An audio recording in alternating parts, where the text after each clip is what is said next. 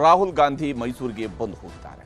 ರಾಹುಲ್ ಗಾಂಧಿ ಬಂದಾಗ ಏನೆಲ್ಲ ಮಾತಾಡಬೇಕು ಅಂತ ಸಿಎಂ ಹಾಗೂ ಡಿಸಿಎಂ ಇಬ್ಬರು ಕೂಡ ಭಾರಿ ತಯಾರಿ ಮಾಡ್ಕೊಂಡಿದ್ರು. ಆದರೆ ರಾಜ್ಯದ ನಾಯಕರಿಗೆ ರಾಹುಲ್ ಗಾಂಧಿ ಜೊತೆಗೆ ಚರ್ಚಿಸೋದಕ್ಕೆ ಅವಕಾಶ ಸಿಕ್ಕಿದ್ದು ಕೆಲ ನಿಮಿಷಗಳು ಮಾತ್ರ. ಇದುವೇ ಇವತ್ತಿನ ಪಂಚಾಯಿತಿಯ ಮೊದಲ ಸುದ್ದಿ. ರನ್ವೇಯಲ್ಲಿ ಗುಸುಗುಸು. ರಾಹುಲ್ ಗಾಂಧಿ ಜೊತೆಗೆ ಒಟ್ಟು 15 ನಿಮಿಷಗಳಷ್ಟು ಕಾಲ ಮಾತ್ರ ಇವತ್ತು ರಾಜ್ಯ ನಾಯಕರು ಕಳೆದಿದ್ದಾರೆ. ಅದರಲ್ಲಿ 5 ನಿಮಿಷ ರಾಹುಲ್ ಗಾಂಧಿ ಅವರನ್ನ ಸ್ವಾಗತಿಸುವ ವೇಳೆ ಕಳೆದು ಹೋಗಿದೆ. ಆದರೆ ಅವರು ಮೈಸೂರು ವಿಮಾನ ನಿಲ್ದಾಣಕ್ಕೆ ಬಂದು ಇಳಿದಲ್ಲಿಂದ 5 ನಿಮಿಷ.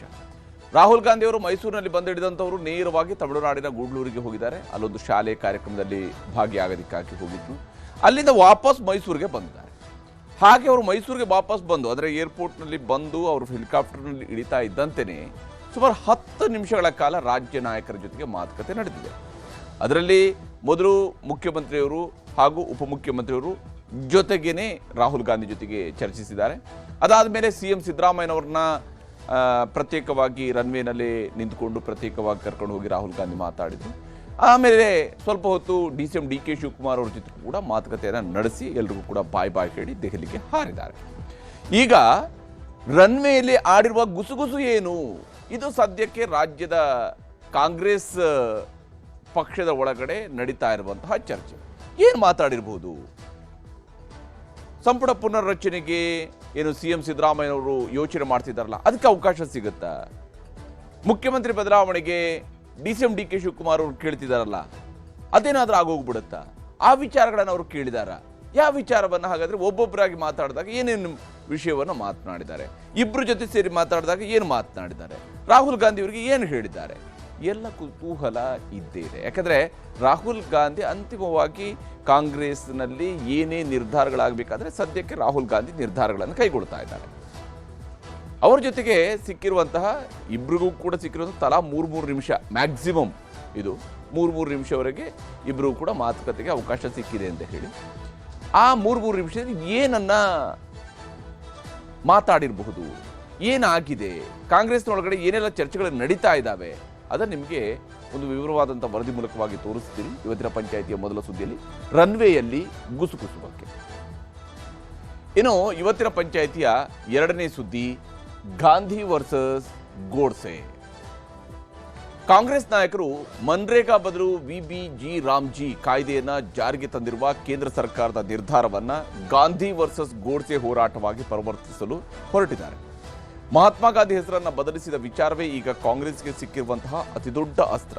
ಇದನ್ನ ಕೆಪಿಸಿಸಿ ಅಧ್ಯಕ್ಷರು ಕೂಡ ಆಗಿರುವಂತಹ ಡಿಸಿಎಂ ಡಿ ಕೆ ಶಿವಕುಮಾರ್ ಅವರು ಕಾಂಗ್ರೆಸ್ಗೆ ಸಿಕ್ಕಿರುವ ಅತ್ಯಂತ ಅದ್ಭುತವಾದಂತಹ ಅವಕಾಶ ಅಂತ ಹೇಳಿ ಕರೆದುಕೊಂಡಿದ್ದಾರೆ. ಇವತ್ತು ಮನ್ರೇಗಾ ಬಚಾವೋ ಹೋರಾಟಕ್ಕೆ ಪೂರ್ವಭಾವಿ ಸಭೆಯನ್ನು ನಡೆಸಿರ್ತಕ್ಕಂತಹ ಕಾಂಗ್ರೆಸ್ ನಾಯಕರು ಅದರಲ್ಲಿ ಬಹಳ ಮುಖ್ಯವಾಗಿ ಚರ್ಚೆ ನಡೆಸಿರುವಂಥದ್ದು ಗಾಂಧಿ ವರ್ಸಸ್ ಗೋಡ್ಸೆ ವಿಚಾರವನ್ನ. ಗಾಂಧಿ ವರ್ಸಸ್ ಗೋಡ್ಸೆ ಅನ್ನುವಂತಹ ವಿಷಯವನ್ನೇ ಮುನ್ನೆಲೆಗೆ ತರುವಂತಹ ಪ್ರಯತ್ನಕ್ಕೆ ಈಗ ಕಾಂಗ್ರೆಸ್ನವರು ಮುಂದಾಗಿದ್ದಾರೆ. ಏನೆಲ್ಲ ಮಾತನಾಡಿದ್ದಾರೆ, ಏನೆಲ್ಲ ಚರ್ಚಿಸಿದ್ದಾರೆ, ಏನೆಲ್ಲ ಆರೋಪ ಮಾಡ್ತಾ ಇದ್ದಾರೆ, ಅದನ್ನು ಕೂಡ ತೋರಿಸ್ತೀವಿ ಇವತ್ತಿನ ಪಂಚಾಯಿತಿಯ 2ನೇ ಸುದ್ದಿಯಲ್ಲಿ. ಈಗ ಮೊದಲ ಸುದ್ದಿ ಕಡೆಗೆ ಹೋಗೋಣ. ಬಹಳ ಮುಖ್ಯವಾಗಿ ರನ್ವೇಯಲ್ಲಿ ನಡೆದಿರುವಂತಹ ಗುಸುಗುಸು. ಒಬ್ಬರ ಜೊತೆ ಒಂದು ಕಡೆ ನೋಡಿಕೊಂಡು ರಾಹುಲ್ ಗಾಂಧಿ ಮಾತಾಡಿದ್ದಾರೆ, ಮತ್ತೊಬ್ಬರ ಜೊತೆ ಮತ್ತೊಂದು ಕಡೆ ನೋಡಿಕೊಂಡು ಮಾತನಾಡಿದ್ದಾರೆ. ಇಬ್ಬರ ಜೊತೆಗೂ ಕೂಡ ನಿಂತ್ಕೊಂಡು ಕೂಡ ಸ್ವಲ್ಪ ಹೊತ್ತು ಮಾತಾಡಿದ್ದಾರೆ. ಏನು ಮಾತಾಡಿರ್ಬೋದು? ಈ ಮೂರು ಜನ ನಿಂತಾಗಿ ಏನು ಮಾತಾಡಿರ್ಬೋದು, ಅವರೊಬ್ಬರ ಜೊತೆಗೆ ಏನು ಮಾತಾಡಿರ್ಬೋದು, ಇವರೊಬ್ಬರ ಜೊತೆಗೆ ಏನು ಮಾತಾಡಿರ್ಬೋದು, ಹೀಗೆ ಸಹಜವಾಗಿಯೇ ಕುತೂಹಲ ಅಂತೂ ಇದ್ದೇ ಇದೆ. ಯಾಕೆಂದರೆ ರನ್ವೇನಲ್ಲೇ ಎಲ್ಲ ಮಾತುಕತೆ ಆಗೋಗ್ಬಿಟ್ಟಿದೆ. 3 ನಿಮಿಷದಲ್ಲಿ ಏನು ಚರ್ಚೆ ಆಗಿರಬಹುದು, ಏನಾಗಿದೆ, ಕಾಂಗ್ರೆಸ್ ಒಳಗಡೆ ನಡೀತಾ ಇರುವಂಥ ಚರ್ಚೆಗಳು ಹೇಗಿದ್ದಾವೆ ಈ ವರದಿ ಮೂಲಕ ತೋರಿಸ್ತೀವಿ.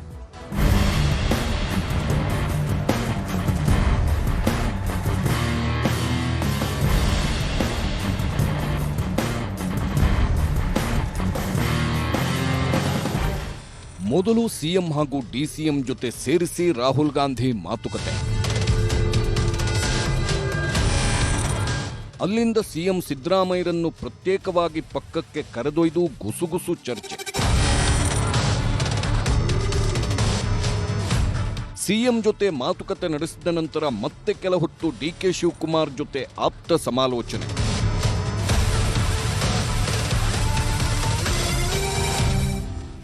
ಮೈಸೂರು ಏರ್ಪೋರ್ಟ್ನ ರನ್ವೇಯಲ್ಲಿ ಇವತ್ತು ಕರ್ನಾಟಕದ ರಾಜಕೀಯದ ಚರ್ಚೆಯಾಗಿದ್ದ ರೀತಿ ಇದು. ರಾಹುಲ್ ಗಾಂಧಿ ಬರುತ್ತಿದ್ದಾರೆಂದು ತಮ್ಮೆಲ್ಲ ಕೆಲಸಗಳನ್ನ ಪಕ್ಕಕ್ಕೆ ಸರಿಸಿ ಮೈಸೂರಿಗೆ ಹೋಗಿದ್ದ ಸಿಎಂ ಹಾಗೂ ಡಿಸಿಎಂಗೆ ರಾಹುಲ್ ಗಾಂಧಿ ಅವರ ಜೊತೆಗೆ ಮಾತುಕತೆ ನಡೆಸಲು ಸಾಧ್ಯವಾಗಿದ್ದು ಕೇವಲ ನಿಮಿಷಗಳ ಕಾಲ ಮಾತ್ರ. ಬಂದಾಗ 5 ನಿಮಿಷ, ಹೋಗುವಾಗ ತಲಾ 3 ನಿಮಿಷ. ಸಿಎಂ ಡಿಸಿಎಂ ಜೊತೆಗೆ ರಾಹುಲ್ ಗುಸುಗುಸು ಚರ್ಚಿಸಿದ್ದೇನು? ಮೈಸೂರಿನ ಏರ್ಪೋರ್ಟ್ಗೆ ಬಂದಿಳಿದಾಗ 5 ನಿಮಿಷ, ವಾಪಸ್ ದೆಹಲಿಗೆ ಹೋಗುವಾಗ ತಲಾ 3 ನಿಮಿಷ ಸಿಎಂ ಹಾಗೂ ಡಿಸಿಎಂ ಜೊತೆಗೆ ರಾಹುಲ್ ಗಾಂಧಿ ಗುಸುಗುಸು ಚರ್ಚಿಸಿದ್ದಾರೆ. ಹೀಗೆ ನಡೆದ ಚರ್ಚೆಯಲ್ಲೇ ರಾಜ್ಯದಲ್ಲಿ ನಡೆಯುತ್ತಿರುವ ಕುರ್ಚಿ ಕದನಕ್ಕೆ ಮುಲಾಮು ಹಚ್ಚಲು ಸಾಧ್ಯವಾಗಿದೆಯೇ ಎಂಬ ಪ್ರಶ್ನೆ ಕಾಂಗ್ರೆಸ್ಸಿಗರನ್ನ ಕಾಡುವುದಕ್ಕೆ ಶುರು ಮಾಡಿದೆ.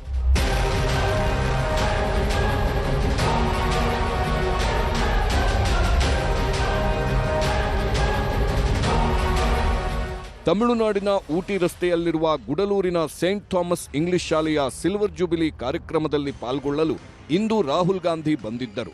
ಹಾಗೆ ಗುಡಲೂರಿಗೆ ಹೋಗಲು ದೆಹಲಿಯಿಂದ ಮೈಸೂರು ಏರ್ಪೋರ್ಟ್ಗೆ ಬಂದು ಅಲ್ಲಿಂದ ರಸ್ತೆ ಮಾರ್ಗವಾಗಿ ತೆರಳಿದ್ದಾರೆ. ರಾಹುಲ್ ಬರ್ತಾರೆ ಅನ್ನೋ ಕಾರಣಕ್ಕೆ ಸಹಜವಾಗೇ ರಾಜ್ಯ ಕಾಂಗ್ರೆಸ್ ಪಾಳೆಯ ಅಲರ್ಟ್ ಆಗಿತ್ತು. ಸಂಪುಟ ಸರ್ಕಸ್ ಸೇರಿದಂತೆ ಸಿಎಂ ಬದಲಾವಣೆವರೆಗಿನ ಚರ್ಚೆಗಳು ನಡೆಯಬಹುದು ಎಂದು ಕಾಂಗ್ರೆಸ್ ಪಾಳೆಯದಲ್ಲಿ ಗುಸುಗುಸು ಜೋರಾಗಿತ್ತು. ಸಂಕ್ರಾಂತಿ ಬಳಿಕ ಸಂಪುಟ ಪುನರಚನೆಗೆ ಗ್ರೀನ್ ಸಿಗ್ನಲ್ ಸಿಕ್ಕೇ ಸಿಗುತ್ತೆ ಎಂದು ಸಿಎಂ ಪಾಳೆಯ ವಿಶ್ವಾಸದಲ್ಲಿತ್ತು. ಆದರೆ ರಾಹುಲ್ ಬಂದಾಗ ಮೈಸೂರಿನಲ್ಲಿ ಆಗಿದ್ದೇ ಬೇರೆ.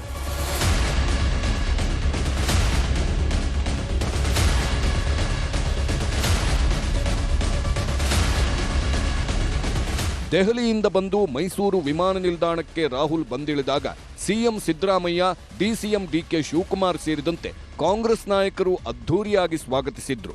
ಆದರೆ ಮೈಸೂರಿನಲ್ಲಿ ಬಂದಿಳಿದ ರಾಹುಲ್ ಜಾಸ್ತಿ ಹೊತ್ತು ಮಾತುಕತೆ ನಡೆಸಲು ನಿಲ್ಲಲಿಲ್ಲ. ರಾಜ್ಯದ ನಾಯಕರ ಸ್ವಾಗತವನ್ನ ಪಡೆದ ರಾಹುಲ್ ಗಾಂಧಿ ನೇರವಾಗಿ ಗುಡಲೂರು ಕಡೆ ಹೊರಟು ಹೋದ್ರು.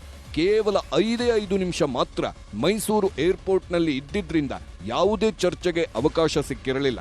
ರಾಹುಲ್ ಗುಡಲೂರು ಕಡೆಗೆ ಹೋಗ್ತಿದ್ದಂತೆ ಡಿಸಿಎಂ ತಮ್ಮ ಕಾರು ಹತ್ತಿ ವಿಮಾನ ನಿಲ್ದಾಣದಿಂದ ಹೊರಟು ಹೋದ್ರೆ ಸಿಎಂ ಸಿದ್ದರಾಮಯ್ಯ ಮಾತ್ರ ಮಾಧ್ಯಮದ ಮುಂದೆ ಬಂದು ನಮ್ಮ ನಡುವೆ ಯಾವುದೇ ರೀತಿಯ ಗೊಂದಲಗಳಿಲ್ಲ ಎಂದು ಸ್ಪಷ್ಟಪಡಿಸುವ ಪ್ರಯತ್ನ ಮಾಡಿದ್ರು.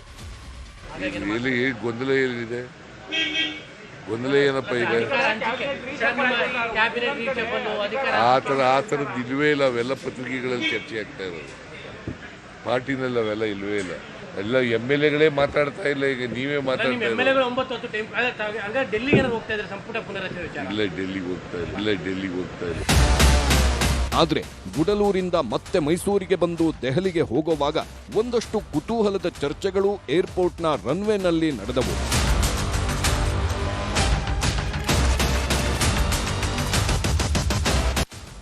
ರಾಹುಲ್ ಗಾಂಧಿ ಅವರನ್ನ ಬೀಳ್ಕೊಡಲು ಸಿಎಂ ಹಾಗೂ ಡಿಸಿಎಂ ಮತ್ತೆ ಏರ್ಪೋರ್ಟ್ಗೆ ಬಂದಿದ್ದರು. ಆದರೆ ರಾಹುಲ್ ಗಾಂಧಿ ಏರ್ಪೋರ್ಟ್ನ ಲಾಂಜ್ನಲ್ಲಿ ರಾಜ್ಯದ ಸಿಎಂ ಹಾಗೂ ಡಿಸಿಎಂ ಅವರ ಜೊತೆಗೆ ಕುಳಿತು ಚರ್ಚಿಸುವ ಗೋಜಿಗೆ ಹೋಗಲಿಲ್ಲ. ಅದರ ಬದಲು ರಾಹುಲ್ ಗಾಂಧಿ ಏರ್ಪೋರ್ಟ್ನ ರನ್ವೇ ಬಳಿಯಲ್ಲೇ ಇಬ್ಬರ ಜೊತೆಗೂ ಮಾತುಕತೆ ನಡೆಸಿದ್ರು. ಮೊದಲು ಸಿಎಂ ಡಿಸಿಎಂ ಜೊತೆಗೆ 3 ನಿಮಿಷ, ಅದಾದ ಮೇಲೆ ಡಿಕೆಶಿ ಪಕ್ಕಕ್ಕಿಟ್ಟು ಸಿದ್ದು ಜೊತೆ ಸುಮಾರು 2 ನಿಮಿಷ, ಅದಾದ ಬಳಿಕ ಡಿಕೆ ಶಿವಕುಮಾರ್ರನ್ನ ಪಕ್ಕಕ್ಕೆ ಕರೆದುಕೊಂಡು ಹೋಗಿ ಮತ್ತೆರಡು ನಿಮಿಷ ಮಾತನಾಡಿದ್ರು. ಇದಾದ ನಂತರ ಡಿಕೆಶಿಗೆ ಕೈ ಕುಲುಕಿ ದೆಹಲಿ ಕಡೆ ಹೊರಟರು ರಾಹುಲ್ ಗಾಂಧಿ.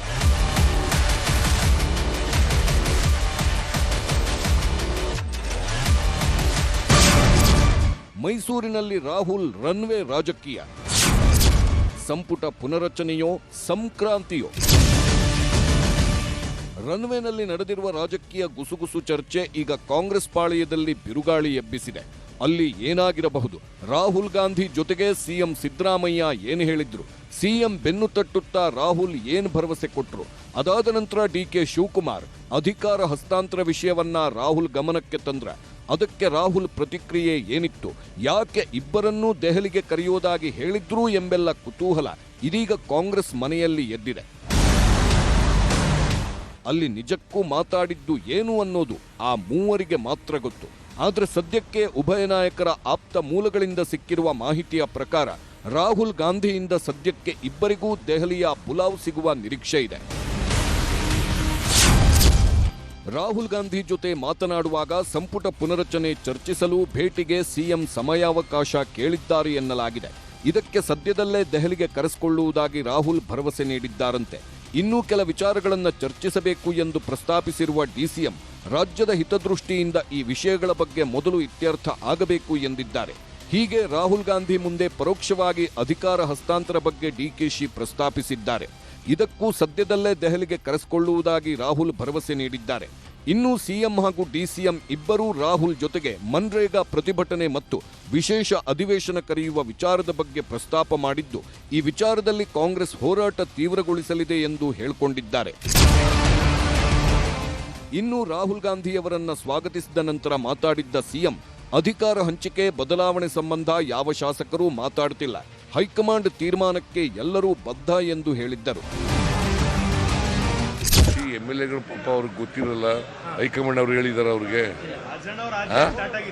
ಹೈಕಮಾಂಡ್ ಅವ್ರು ಹೇಳಿದಾರೇನ್ರಿ? ಹೇಳಿಲ್ಲ. ಹೈಕಮಾಂಡ್ ಅವ್ರು ಏನು ಹೇಳ್ತಾರೆ ಅದ್ರ ಮೇಲೆ ತೀರ್ಮಾನ. ಮತ್ತೊಂದೆಡೆ ಸಿಎಂ ಆಪ್ತ ಶಾಸಕರು ಮಾತ್ರ ರಾಜ್ಯದಲ್ಲಿರುವ ಗೊಂದಲಗಳಿಗೆ ಆದಷ್ಟು ಬೇಗ ಹೈಕಮಾಂಡ್ ಇತಿಶ್ರೀ ಹಾಡಬೇಕು, ಇಲ್ಲದೆ ಹೋದ್ರೆ ಸರ್ಕಾರಕ್ಕೆ ತೊಂದರೆಯಾಗುತ್ತೆ ಎನ್ನುತ್ತಿದ್ದಾರೆ. ಸಿಗಬೇಕು, ಇಲ್ಲಾಂದ್ರೆ ನೋಡಿ ಗೊಂದಲ ಪರಿಹಾರ. ಈಗ ಶಿವಕುಮಾರ್ ಹೇಳ್ತಾರೆ, ಮಾತು ಕೊಟ್ಟಿದ್ರು ಅಂತಾರೆ, ಅವ್ರು ಏನೋ ಆ ಥರ ಚರ್ಚೆ ಆಗಿಲ್ಲ ಅಂತ ಮುಖ್ಯಮಂತ್ರಿಗಳು ಹೇಳ್ತಾರೆ. ಬಟ್ ಏನೇ ಮುಖ್ಯಮಂತ್ರಿಗಳು ಏನು ಹೇಳ್ತಾರೆ, ಆ ಥರದ್ದು ಯಾವುದೂ ಚರ್ಚೆಗಳು ಇಲ್ಲ ಅಂತ ಹೇಳಿದ್ರು ಕೂಡ ಕಡೆಗೆ ಏನು ಹೇಳ್ತಾರೆ, ಹೈಕಮಾಂಡ್ ಏನು ತೀರ್ಮಾನ ಮಾಡ್ತಾರೋ ಆ ತೀರ್ಮಾನಕ್ಕೆ ಬದ್ಧ ಅಂತಾರೆ. ಅದು ನೋಡಿ ಶಿವಕುಮಾರ್ ಅವರು ಕೂಡ ಹೌದಪ್ಪ ಅಂತಿಮವಾಗಿ ಹೈಕಮಾಂಡ್, ಈಗೆಲ್ಲ ಹೈಕಮಾಂಡ್ ಇರೋದ್ರಿಂದ ಹೈಕಮಾಂಡ್ ಅವ್ರು ಏನಾರ ಒಂದು ಅವರು ಅಂತಿಮವಾದಂತ ಒಂದು ಗೊಂದಲ ನಿವಾರಣೋಪ ಮಾಡಬೇಕು. ಇಲ್ಲಾಂದ್ರೆ ಅಡ್ಮಿನಿಸ್ಟ್ರೇಷನ್ ಸಫರ್ ಆಗ್ತದೆ. ಮತ್ತೆ ನಮ್ಮಲ್ಲೂ ಕೂಡ ಗೊಂದಲಗಳು ಇರ್ತದೆ. ಏನಪ್ಪಾ ನಾಳೆ ಅವ್ರ ಮುಖ್ಯಮಂತ್ರಿ ಆದ್ರೆ ನಮ್ದೇನು, ಇವ್ರ ಮುಖ್ಯಮಂತ್ರಿ ಇದ್ರೇನು, ಹಿಂಗೆ ಹೋಗೋರು ಬರೋರು ಎಲ್ಲಗಳು ಚರ್ಚೆಗಳಾಗ್ತವೆ. ಎಲ್ಲ ನಮ್ಮಂಗೇನೆ ಯಾರು ಇರೋದಿಲ್ಲ, ಗೊತ್ತಾಯ್ತಾ? ಈ ಮಧ್ಯೆ ಬೆಂಗಳೂರಿನ ಡಿಕೆ ಶಿವಕುಮಾರ್ ಮನೆಗೆ ಬೆಳಿಗ್ಗೆಯೇ ಗೃಹ ಸಚಿವ ಪರಮೇಶ್ವರ್ ಭೇಟಿ ನೀಡಿದ್ದರು. ಸುಮಾರು 15 ನಿಮಿಷಗಳ ಕಾಲ ಚರ್ಚೆ ನಡೆಸಿದ್ರು.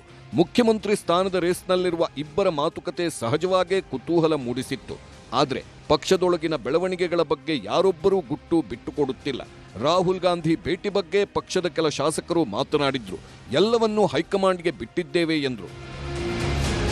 7 ವರ್ಷ ಆಗಿದೆ, ಮಂತ್ರಿಗಳ ಯಾರು ಒಳ್ಳೆ ಕೆಲಸ ಮಾಡಿದ್ದಾರೆ, ಎಲ್ಲ ಮಂತ್ರಿಗಳು ಕೆಲವನ್ನೆಲ್ಲ ಪಕ್ಷ ಸಂಘಟನೆಗೆ 2028 ಚುನಾವಣೆಗೆ ತಯಾರಿ ಆಗಬೇಕಂದ್ರೆ ಸ್ವಲ್ಪ ಸೀನಿಯರ್ಸ್ ಬೇಕಾಗಿದೆ. ಅದರಿಂದ ಒಂದು 50% ಮಂತ್ರಿಗಳನ್ನ ಪಕ್ಷ ಸಂಘಟನೆ ಹಾಕಿ ಹೊಸಬರಿಗೆ ಅವಕಾಶ ಮಾಡಿಕೊಡಿದ್ದು ಈಗಾಗಲೇ ವರಿಷ್ಠರು ಕೂಡ ನಾವು ಹೇಳಿದ್ದೀವಿ.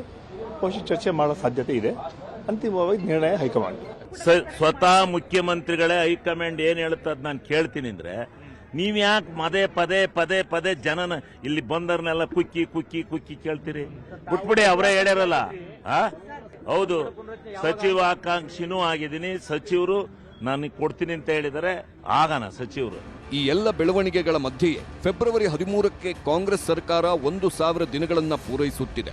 ಹಾಗಾಗಿ ಫೆಬ್ರವರಿ 13ರಂದು ಹಾವೇರಿಯಲ್ಲಿ ಬೃಹತ್ ಸಾಧನಾ ಸಮಾವೇಶ ಮಾಡಲು ತಯಾರಿಗಳು ನಡೆದಿವೆ.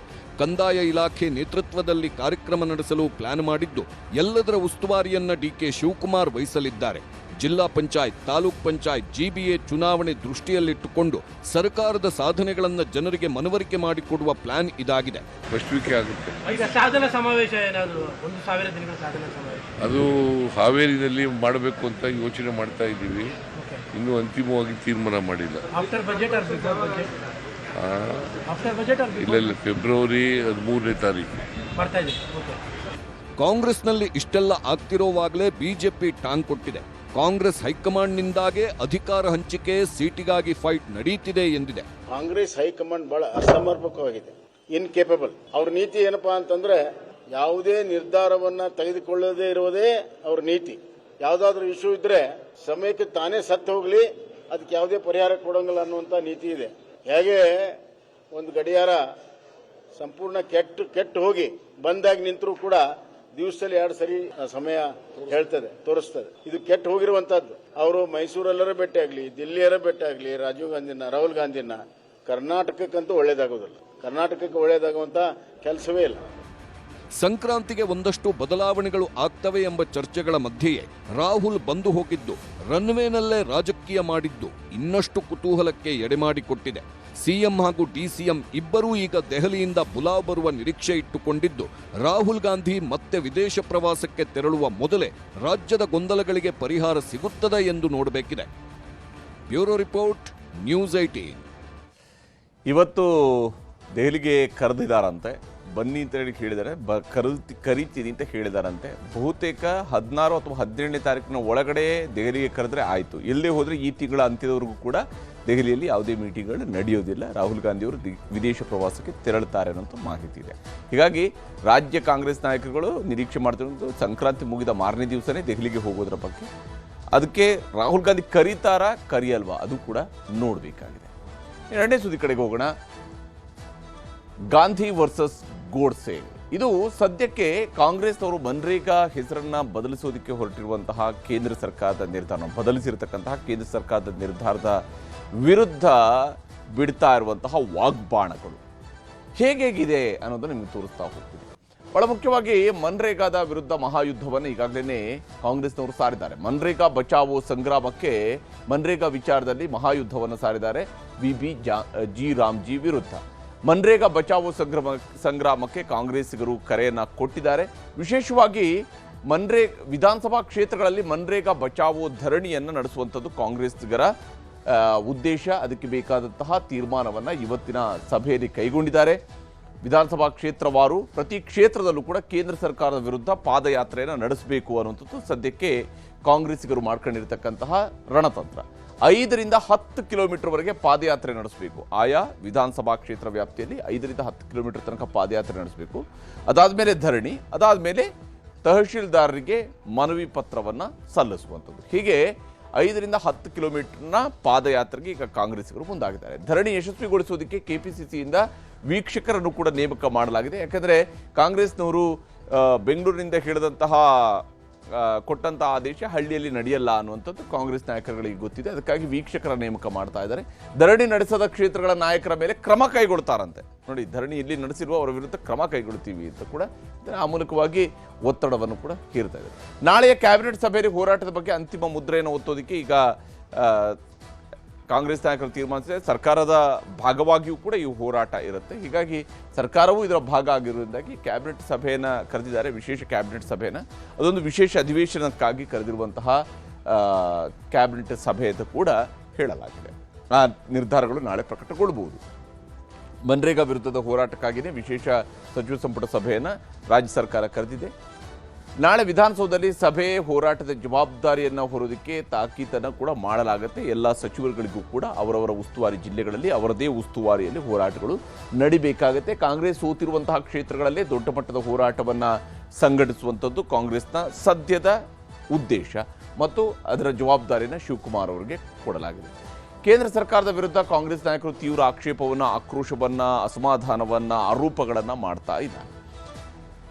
ಗ್ರಾಮೀಣ ಭಾಗದ ಜನ, ದಲಿತರಿಗೆ ಸಿಗ್ತಾ ಇದ್ದಂತಹ ಉದ್ಯೋಗಕ್ಕೆ ಕನ್ನ ಹಾಕಲಾಗಿದೆ ಅನ್ನೋದು ಇಲ್ಲಿರುವಂತಹ ಬಹಳ ಮುಖ್ಯವಾಗಿರುವಂತಹ ಒಂದು ಆರೋಪ. ಸಂವಿಧಾನದಲ್ಲಿರುವಂತಹ ಉದ್ಯೋಗ ಖಾತ್ರಿಗೆ ಕೇಂದ್ರ ಸರ್ಕಾರ ಕತ್ತರಿ ಹಾಕಿದೆ ಅಂತೇಳಿ ಸಿದ್ದರಾಮಯ್ಯನವರು ಕೂಡ ತಮ್ಮ ಭಾಷಣದಲ್ಲಿ ಆರೋಪ ಮಾಡಿದ್ದಾರೆ. 20 ವರ್ಷಗಳಿಂದ ಬಡವರಿಗೆ ಆಸರೆಯಾಗಿದ್ದಂತಹ ಯೋಜನೆ ಈಗ ಖತಮ್ ಆಗಿದೆ, ಅದನ್ನು ಮುಗಿಸಿದ್ದಾರೆ ಅಂತ ಹೇಳುವಂಥದ್ದು ಕಾಂಗ್ರೆಸ್ಸಿಗರು ಮಾಡ್ತಾ ಇರುವಂತಹ ಆರೋಪ. ರಾಜ್ಯ ಸರ್ಕಾರಗಳ ಅಧಿಕಾರಕ್ಕೆ ಕೇಂದ್ರದ ಪ್ರಹಾರ ಆಗಿದೆ ಅನ್ನುವಂತಹ ಆರೋಪವನ್ನು ಕೂಡ ಮಾಡ್ತಾ ಇದ್ದಾರೆ. ಪಂಚಾಯಿತಿಗಳಿಂದ ಉದ್ಯೋಗ ಸೃಷ್ಟಿಯಾಗುತ್ತೆ, ಆದರೆ ಉದ್ಯೋಗ ಸೃಷ್ಟಿ ಮತ್ತು ಹಂಚಿಕೆ ಅಧಿಕಾರ ಇತ್ತು. ಆದರೆ ಆ ಪಂಚಾಯಿತಿಗಳಿಗೆ ಇದ್ದಂತಹ ಅಧಿಕಾರವನ್ನು, ಉದ್ಯೋಗ ಸೃಷ್ಟಿ ಅಧಿಕಾರ ಮತ್ತು ಹಂಚಿಕೆ ಅಧಿಕಾರವನ್ನು ಈಗ ಕಿತ್ತುಕೊಳ್ಳಲಾಗಿದೆ ಅನ್ನುವಂಥ ಆರೋಪವನ್ನು ಮಾಡ್ತಾ ಇದ್ದಾರೆ. ಕೇಂದ್ರ ಸರ್ಕಾರ ಕೊಡೋ ಕೆಲಸ ಮಾಡಬೇಕಾದಂಥ ಅನಿವಾರ್ಯತೆ ಈಗ ಪಂಚಾಯಿತಿಗಳಿಗೆ ಬಂದಿದೆ ಅನ್ನುವಂಥದ್ದು ಸಿದ್ದರಾಮಯ್ಯನವರ ಸರ್ಕಾರ ಮಾಡ್ತಿರುವಂಥ ಆರೋಪ. ಬಡವರ ಅಗತ್ಯಗಳಿಗೆ ಸೂಕ್ತ ಸಮಯದಲ್ಲಿ ಕೆಲಸ ಸಿಗೋದು ಅನುಮಾನ ಮತ್ತು ಈ ಕಾರಣಕ್ಕಾಗಿ ಕಾರ್ಮಿಕರ ಕನಿಷ್ಠ ವೇತನಕ್ಕೂ ಕೂಡ ಕತ್ತರಿ ಹಾಕಿದೆ ಅಂತ ಹೇಳಿ ಕೇಂದ್ರ ಸರ್ಕಾರದ ವಿರುದ್ಧ ಆರೋಪವನ್ನು ಮಾಡ್ತಿದೆ. ಆರೋಪದ ಮೇಲೆ ಆರೋಪದ ಪಟ್ಟಿಗಳನ್ನು ಕಾಂಗ್ರೆಸ್ಗರು ಮಾಡ್ತಾ ಇದ್ದಾರೆ. ಮನ್ರೇಗಾ ಕಾಯ್ದೆ ಮತ್ತೆ ಬರುವವರೆಗೂ ಕೂಡ ಹೋರಾಟವನ್ನು ಮುಂದುವರಿಸ್ತೀವಿ ಅಂತೇಳಿ ಸಿದ್ದರಾಮಯ್ಯನವರು ಘೋಷಣೆಯನ್ನು ಮಾಡಿದ್ದಾರೆ. ಪಂಚಾಯಿತಿ ಕೆಲಸ ದೆಹಲಿಯಲ್ಲಿ ತೀರ್ಮಾನ ಮಾಡೋದು ಸಾಧ್ಯವೇ ಅನ್ನುವಂಥದ್ದು ಸಿದ್ದರಾಮಯ್ಯನವರು ಕೇಳಿರುವಂತಹ ಪ್ರಶ್ನೆ, ಪ್ರಿಯಾಂಕ್ ಖರ್ಗೆ ಅವರು ಕೇಳಿರುವಂತಹ ಪ್ರಶ್ನೆ. ಮತ್ತು ಮೋದಿ ಸರ್ಕಾರದ ಮೈತ್ರಿ ನಾಯಕ ಚಂದ್ರಬಾಬು ನಾಯ್ಡು ಕೂಡ ಇದಕ್ಕೆ ವಿರೋಧವನ್ನು ವ್ಯಕ್ತಪಡಿಸುತ್ತಿದ್ದಾರೆ. ಹೀಗಾಗಿ ಈ ಕಾಯ್ದೆಯನ್ನು ಹಿಂಪಡಿಬೇಕು ಕೇಂದ್ರ ಸರ್ಕಾರ ಅನ್ನುವಂಥ ಒತ್ತಡವನ್ನು ಹೇರೋದಕ್ಕೆ ಶುರು ಮಾಡಿದ್ದಾರೆ. ಇಲ್ಲಿ ಈ ಹೋರಾಟವನ್ನು ಕೂಡ ಗಾಂಧಿ ವರ್ಸಸ್ ಗೋಡ್ಸೆಯಾಗಿ ಪರಿವರ್ತಿಸುವಂತಹ ಪ್ರಯತ್ನವನ್ನು ಮಾಡಲಾಗ್ತಾ ಇದೆ. ಮಹಾತ್ಮ ಗಾಂಧಿ ವಿರುದ್ಧ ಪದೇ ಪದೇ ಬಿಜೆಪಿಯಿಂದ ದ್ವೇಷ ಕಾರ್ತಾ ಇದ್ದಾರೆ ಅಂತೇಳಿ ಕಾಂಗ್ರೆಸ್ನವರು ಆರೋಪವನ್ನು ಮಾಡ್ತಾ ಇದ್ದಾರೆ. ಮತ್ತು ಸಂಘ ಪರಿವಾರದ ಸಲಹೆ ಸೂಚನೆಯನ್ನು ಪಾಲಿಸಿ ಗಾಂಧೀಜಿ ವಿರುದ್ಧ ಇವರು ಸಮರವನ್ನು ಸಾರಿದ್ದಾರೆ ಅನ್ನುವಂತಹ ಗುರುತರ ಆರೋಪವನ್ನು ಮಾಡ್ತಾ ಇದ್ದಾರೆ. RSS ಬಿಜೆಪಿಗೆ ಮಹಾತ್ಮ ಗಾಂಧಿ ಹೆಸರು ಅಂತ ಹೇಳಿದ್ರೆ ಅಲರ್ಜಿ, ಅದಕ್ಕಾಗಿಯೇ ಇವರು ಈ ರೀತಿಯಾದಂತಹ ಹೆಸರು ಬದಲಾವಣೆಯನ್ನು ಮಾಡಿದ್ದಾರೆ ಅನ್ನುವಂಥದ್ದು ಸದ್ಯಕ್ಕೆ ಮಾಡ್ತಿರುವಂಥ ಆರೋಪ.